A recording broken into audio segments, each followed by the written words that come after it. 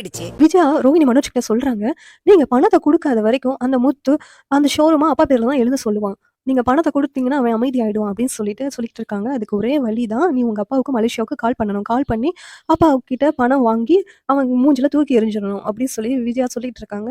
இல்லன்னா ஒண்ணும் பண்ண முடியாது அப்படின்னு சொல்றாங்க. அதுக்கு ரோஹிணி சொல்றாங்க, "அப்பா தான் இன்னும் ஜெயில்ல இருந்து வரலல்ல ஆன்ட்டி. எப்படி நான் குடுக்க முடியும் பணம்?" அப்படின்னு சொல்லி ரோஹிணி சொல்றாங்க. "நீ இந்த கதைய தான் பல மாசமா சொல்லிக்கிட்டு இருக்க. உங்க அப்பா இல்லன்னா என்ன பண்ண?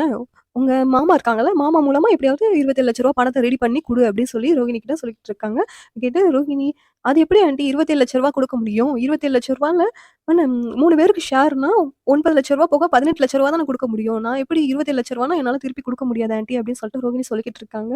"சரிம்மா 27 18,00,000 குடுக்கணும்ல, குடுத்தேன்னா முத்து வாய அடைச்சிரலாம்" அப்படின்னு சொல்லிக்கிட்டு இருக்காங்க. "ஆன்ட்டி அதுக்கு நான் என்ன பண்ணேன் ஆன்ட்டி?" அப்படின்னு சொல்றாங்க.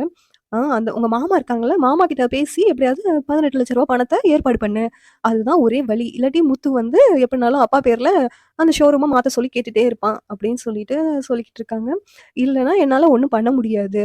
அப்படின்னு சொல்றாங்க. இத கேட்ட ரோகிணி, "என்ன ஆன்டி மாமா வேற அவங்க கிட்ட இப்ப பணம் இல்லன்னு சொல்லி பேசிட்டு இருந்தாங்க. அதனால தான் என்னாலயும் ரெடி பண்ண முடியல. இப்போதைக்கு என்கிட்ட பணம் இல்லையே ஆன்டி. எப்படி ரெடி பண்ண?" அப்படின்னு சொல்லிட்டு ரோகிணி சொல்றாங்க. "அது எனக்கு தெரியாது. நீங்க என்ன பண்ணுவீங்களோ, அது அந்த அந்த பணத்த அப்பயே வந்து குடுத்துருக்கணும்.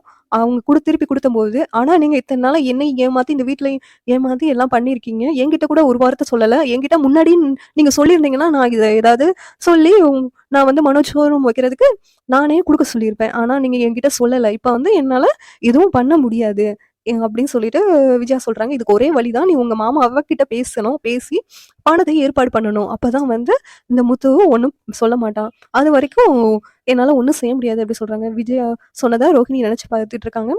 என்னடா இது திடீர்னு பணத்த கேட்குறாங்களே! நம்ம எங்க போய் யார்கிட்ட வாங்குறது? அப்படின்னு சொல்லிட்டு ரோஹிணி யோசிச்சுட்டு இருக்காங்க. மனோஜ், "ஆமா ரோஹிணி, நீ உங்க மாமா கிட்ட போய் வாங்கிட்டு வா. அப்பதான் வந்து அந்த முத்து வாய நம்மளால அடைக்க முடியும்." அப்படின்னு சொல்லிட்டு மனோஜ் சொல்லிக்கிட்டு இருக்காங்க.